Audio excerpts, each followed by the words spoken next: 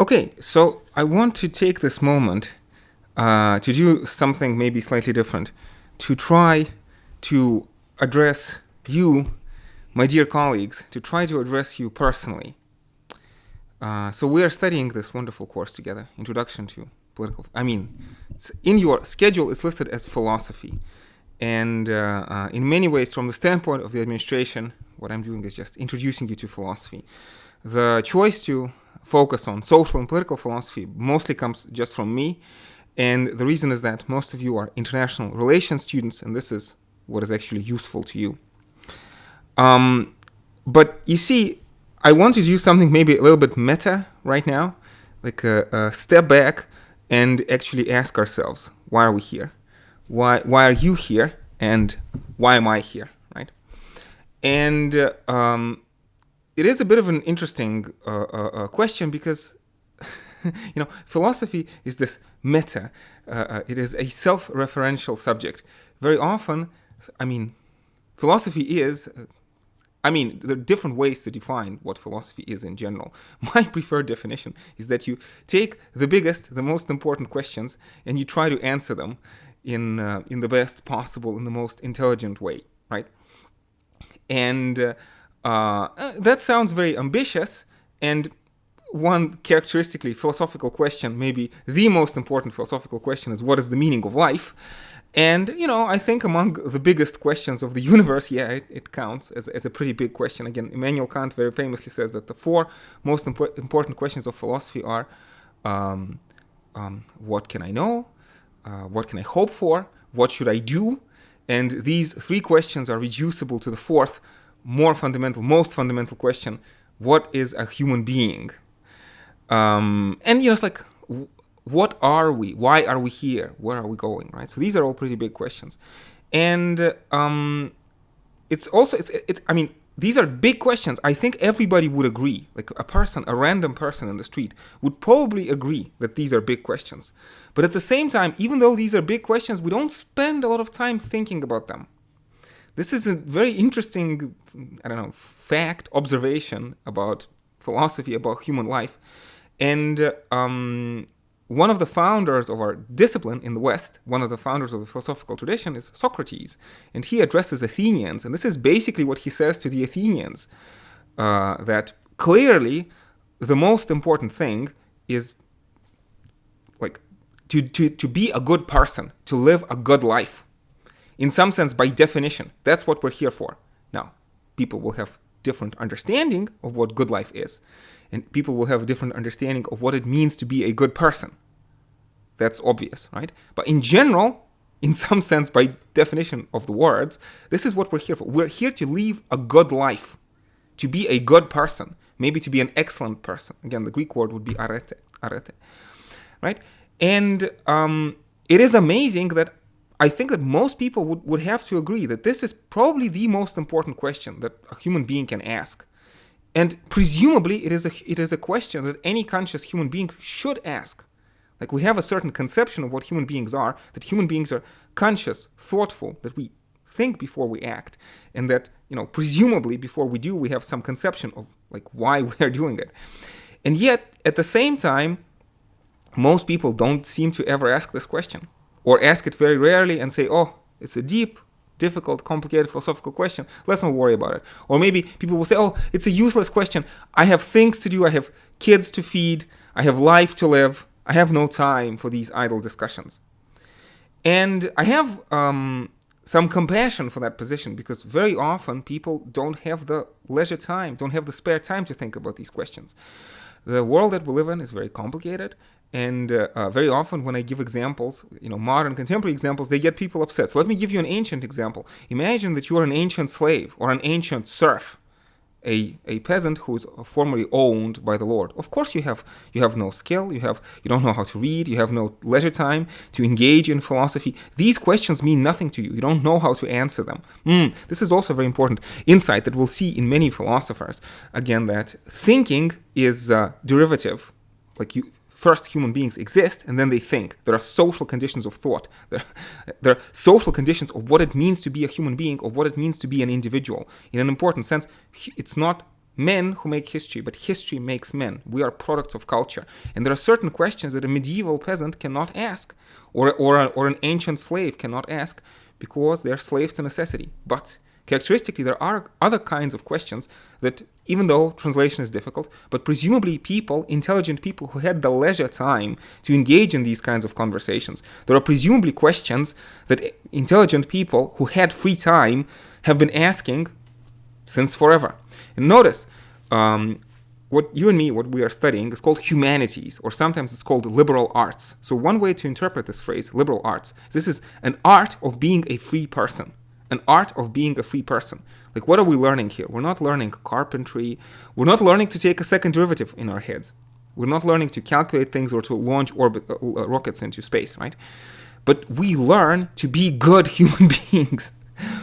And I want to get you into a certain mindset. It's quite amazing that, we're able, we have antibiotics, we can cure all sorts of diseases, we can launch spacecraft into orbits. However, the science of human beings is kind of not exactly available to us. Like, if you want to build a rocket, you just go to, Yale or Harvard or Princeton or Oxford, and they'll give you an engineer who's going to build you an excellent rocket. It may be, costs a lot, but, it's a doable enterprise. But if you ask, how can I become a good human being? Where do you go? Whose advice do you listen to? Can you necessarily trust the philosophers or the psychologists at Yale, Princeton, or Oxford to tell you the truth? You are University of London students. I'm looking for my University of London study guides. Well, anyway, you are University of London students. Or some of you will be University of London students. Should you trust the University of London, to a large extent, decides on your curriculum, approves and appoints people like me, but should you trust their choice? Should you trust my choice? Should you trust their word, and should you trust my words? That's a deep and problematic question. Now, we have this hope, it's broadly speaking associated with the word enlightenment, the project of enlightenment, the enlightenment, right?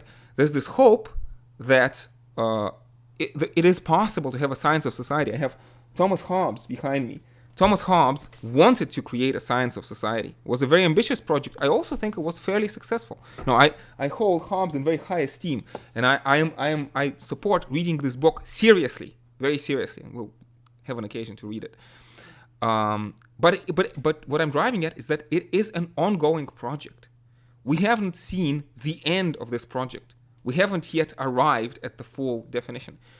And moreover, there are good reasons to be suspicious of what, philosophers in Yale and Princeton are telling us.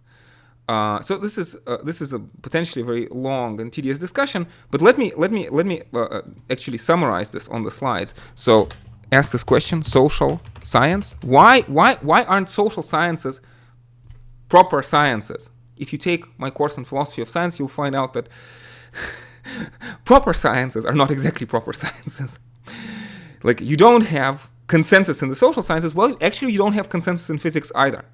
But, admittedly, you have more consensus in physics or in mathematics. But still, there's this political element in philosophy, in physics and math as well.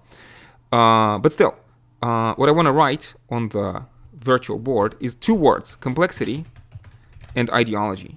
Social sciences are not sciences because they're more complex, and also because there's ideology. So on the one, like, you cannot trust a professor of philosophy a professor of political philosophy, because politics is objectively take it with a grain of salt, but you understand. So to oversimplify, objectively, mathematically harder than chemistry or physics. This is one reason why social sciences are not as successful as basic science, sciences like chemistry or physics, because they're just much more complex. They deal with matters which are computationally, mathematically, algorithmically much more complex. And also another problem is the problem of ideology. That sometimes this number one, the politician or the political philosopher will tell you will say something false because the subject is complex and our understanding is incomplete.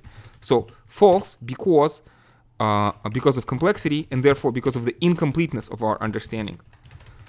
But sometimes they will tell you that something is false because they are lying to you, consciously or unconsciously. And this idea of unconscious lying, this notion that you can have ideology as a systematic misrepresentation, like not really lie, not exactly lie, but a systematic misrepresentation of reality. Systematic structural misrepresentation. When I say structural, I mean that it's not somebody's fault. It's not that people are bad and they're lying to you. No, but there's a certain structure of culture, structure of language that leads people to say things which are false. Like, but it's not an individual, the fault of the individual. Again, many philosophers will thematize it. Most importantly, I would say Nietzsche and Marx, maybe Michel Foucault as well, but especially Nietzsche and Marx are going to talk about this.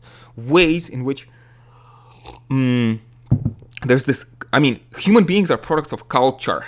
And it's not humans who are lying, but if you want, culture lies through us.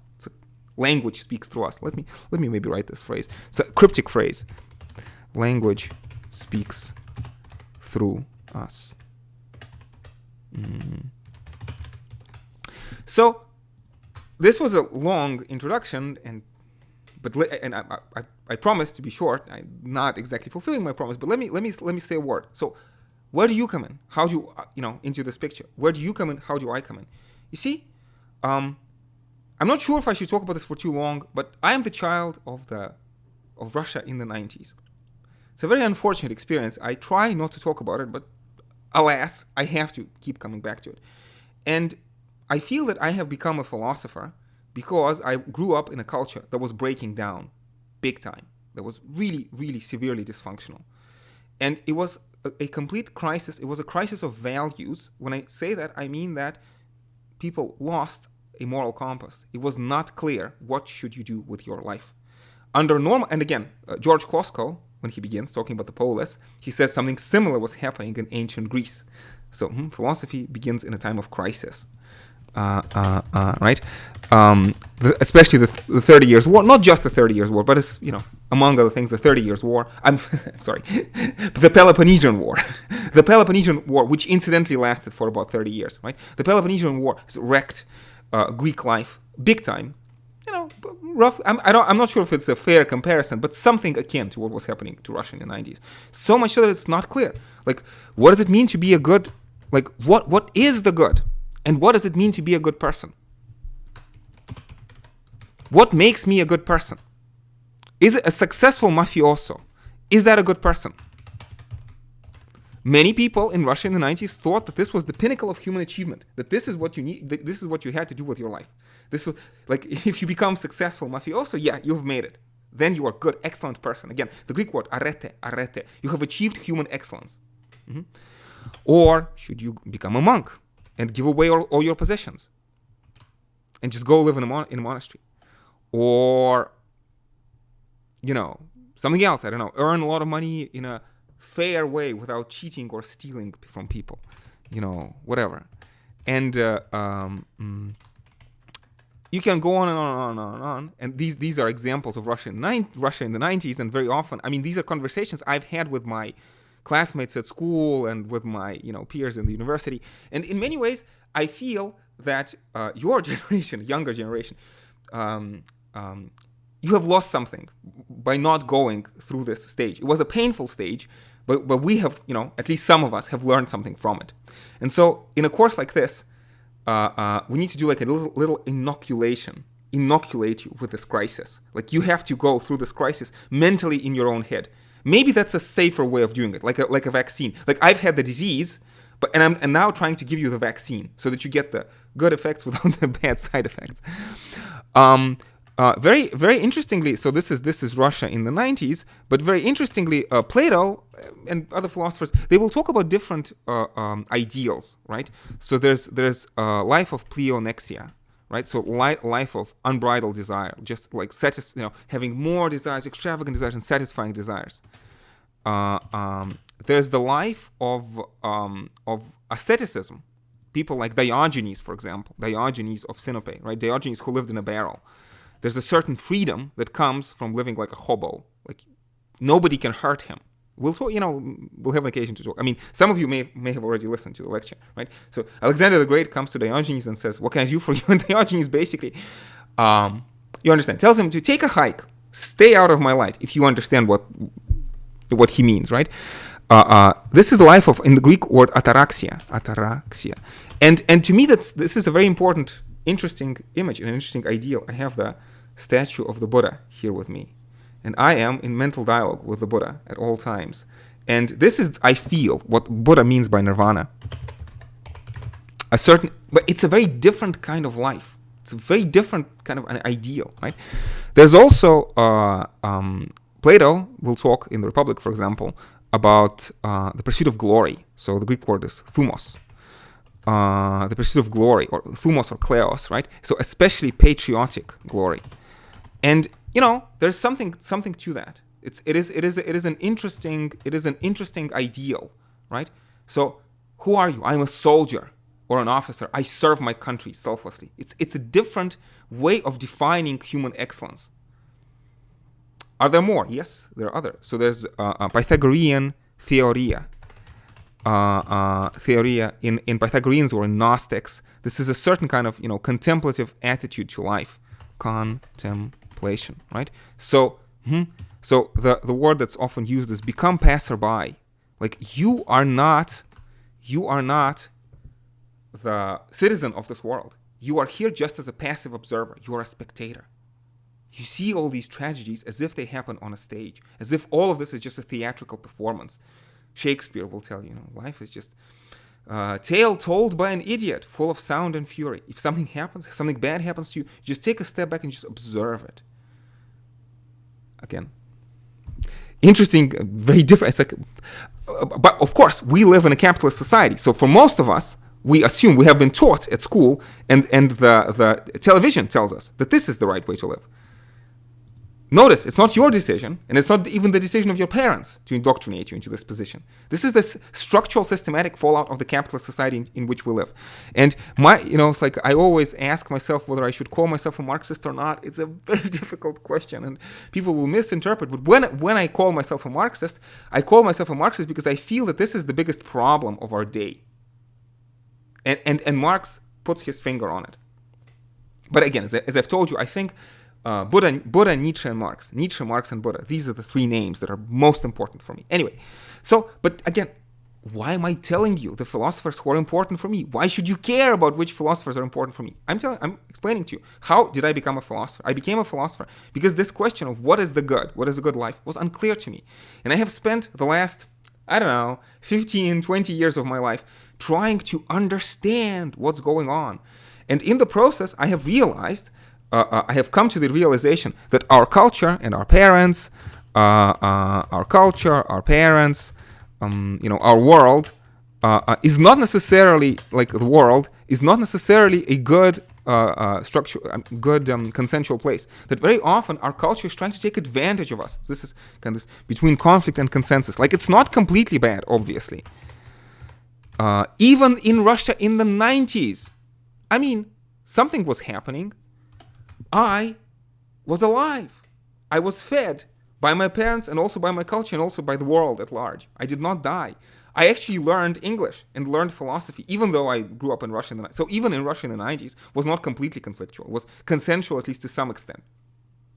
Kind of two ideal types, a continuum, and societies are in between them. Or like you can think of families. Some families are more harmonious, and some families are more conflictual. You have this latent civil war, what Jean-Jacques Rousseau calls evil contract. And so again, I've spent the past 20 years trying to understand that. And you see, this is why I started doing philosophy. This is why I am a philosophy teacher. Because what I have found is that this is a constant struggle. So let's say in terms of, I told you, the three biggest names for me lately, actually for my whole intellectual career, but especially these days, is Buddha, Nietzsche, and Marx. So let's give them a word. Let's hear what they have to say about this constant struggle. So Buddha, Nietzsche, and Marx. So Buddha is going to say, yes, you have achieved enlightenment, mindfulness, for a moment, but you will lose it the next day. Like, nirvana is not an achievement. Nirvana is a state that you have to constantly struggle for, a struggle to maintain. So, constant struggle to maintain mindfulness,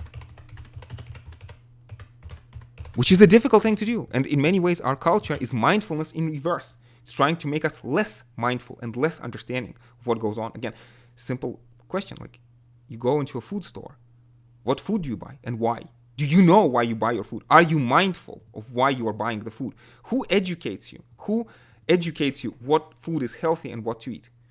You yourself make this decision? Maybe your parents? Maybe it's the large food corporations like, I don't know, Nestle, for example. Do they provide your education in terms of what food is healthy? Do you trust them? Do you think they give you good advice? Do you think that if there's a packaging, like on the label, it says that this food is healthy, healthy food, do you trust the label? Do you trust it? Good question, right? Well, anyway, I mean, Buddha obviously talks about much more than just this, because, all the time, I mean, me talking to you right now, why am I saying these words? Am I really engaged in this Habermasian free and equal discussion? Am I really telling you the truth? Or am I just secretly enjoying talking to a camera and imagining people listening to me? Could it be that I'm just stroking my ego and gratifying a certain kind of indecent desire, kind of liking the sound of my voice? And can I guarantee that I'm not doing that? So obviously I'm jumping to conclusions, but that the point is that if I am inadvertently lying to you, I'm not just harming you, but I'm also harming myself. So I feel that this is a project in which we are together. This is why Buddhists make monasteries. This is why I think, this is one version of why Buddha came down to people and talked to them. Because if you want to struggle to maintain mindfulness, you need to do it together with others.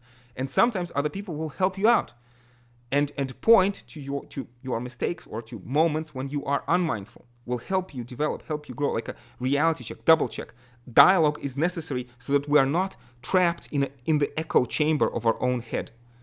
This ideal of free and equal discussion. Well, I mean, politically speaking, I feel that this is the ultimate solution: free and equal discussion. People talk about lately, the popular phrase is a tool with no blood on it. Tool with no blood on it, or maybe a drug with no side effects. A free and equal discussion, ideally, I think, counts as an example. Ideally counts as an example of a tool with no blood on it, or of a drug with no side effects. But of course, do we ever have this ideal in real life?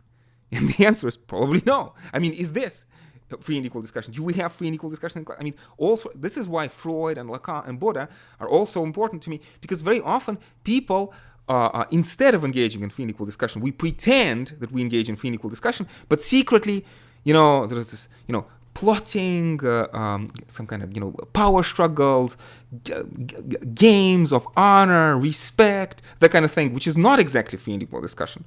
And especially rhetoric. Rhetoric is terrifying. I need to make this a new slide. Rhetoric is terrifying. Let me, I'm not sure. Let me try to say this as briefly as I can. I've had this experience. You might have had this experience so many times in our lives, right? When you are persuaded, and you feel persuaded, you feel conviction, and later you realize that you were misled. This is such a terrifying feeling to me. Like, it's a feeling that gets under my skin. This understanding that you can be sure of something, and yet, you were wrong. Later, you realize that your conviction was just spurious. You were misled, and this gets under your skin. And Socrates, Plato says, there are doctors and then there are rhetoricians. But aren't doctors very often rhetoricians? How do you know if the doctor is telling you the truth or is persuading you? The working hypothesis is that nobody's a saint. This is the working hypothesis. Nobody is a saint. So even the best doctor is, at least to some extent, a rhetorician.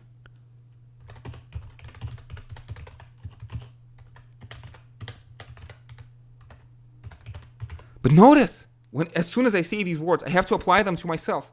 It means that very often I'm a rhetorician. I'm reproducing some speech which sounds nice, which sounds convincing, but actually is not true.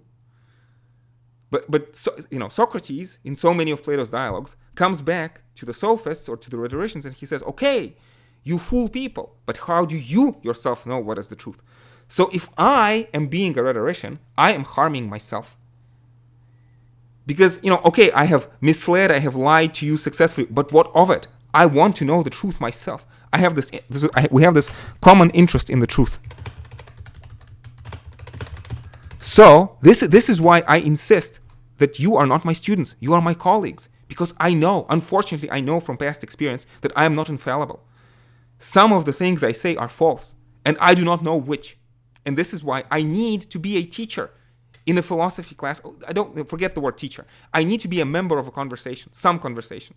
Many years ago, I was a part of a yoga school, and I was talking to my classmates in a yoga class. Now I am a teacher, but whatever. I'm talking to you people, first-year students. But you are not my students, first and foremost. You are my colleagues, and you are helping me within this. Again, is this true? Could it be that all of this is an elaborate lie?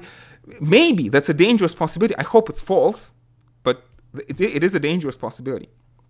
So Buddha will say it's a constant struggle to maintain mindfulness. Nietzsche will talk about many things, but especially the constant struggle against what he calls slave morality.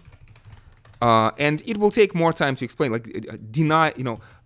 unwholesome, unhealthy denial of life. And I think Nietzsche understands this is a propensity, this is a tendency of human intellect, and everybody is susceptible to it. Probably you and me, and I know that I am susceptible to the temptations of slave morality. And this is a constant struggle, like every day. Nur der verdient sich Freiheit wie das Leben, der täglich sie erobern muss, says Goethe, in the words of Faust. So life is a daily struggle. And Marx is going to say, well, it is a daily struggle against, under capitalism, this is the coercive laws of market competition, but these are like against, structural forces. Let me oversimplify. Of efficiency for the sake of efficiency. Structural dehumanizing, alienating forces of efficiency for the sake of efficiency.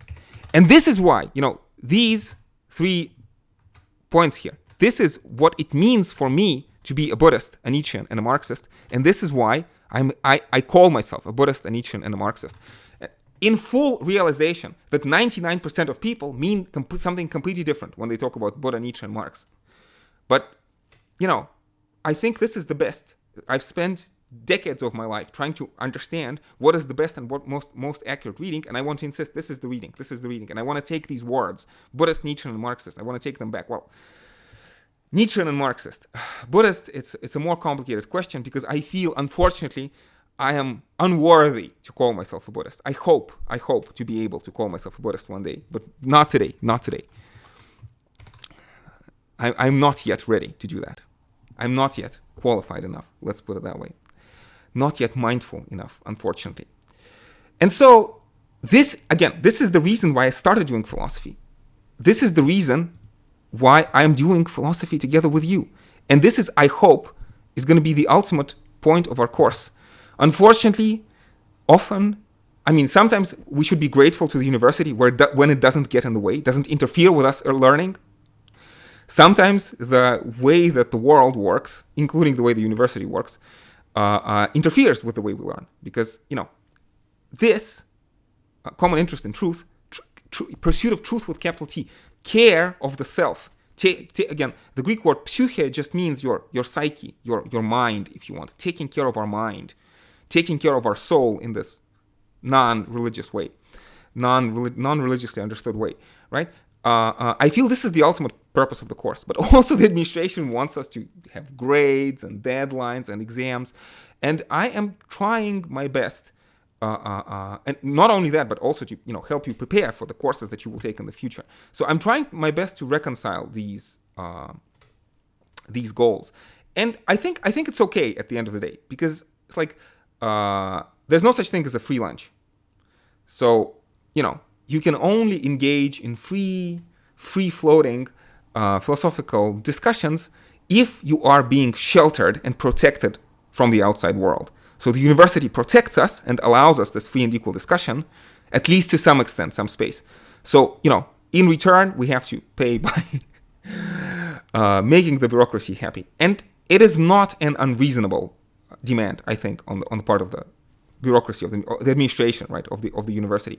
And ideally, what I'm trying to do is I'm trying to encourage and enable as much as possible your active learning.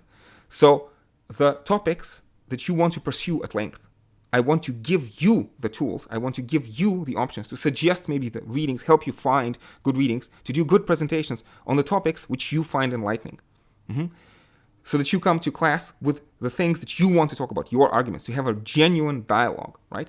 And it is my hope that sort of we keep this open-endedness, we maintain this open-ended spirit of discussion in the seminars, also in your presentations, also in your essays, which are going to be, following the presentations, and at the very end, even on the final exam, I hope to be able to give intelligent, interesting, stimulating, open-ended questions that are not about discipline and domination, but about allowing your creativity.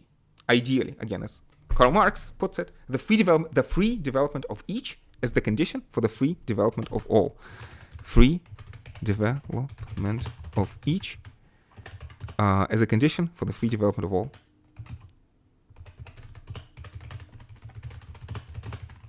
Okay, so I'm gonna pause the recording now, and I'm going to take your questions in a moment. But before we do that, in the spirit of the Buddha, paying homage to the Buddha, let's have a moment of mindfulness to wrap this up.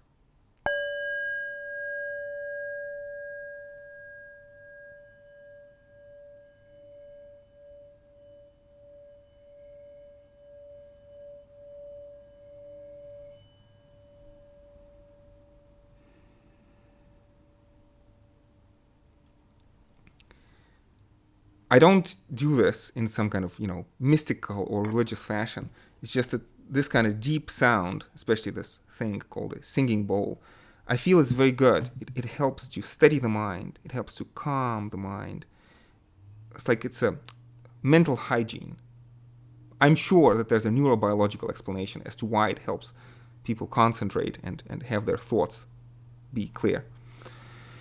Anyway, colleagues, for people who are going to stop watching now, stay safe, take care, and I will see you next time. But people who are going to stay behind, we're going to hopefully have a discussion right now in a moment.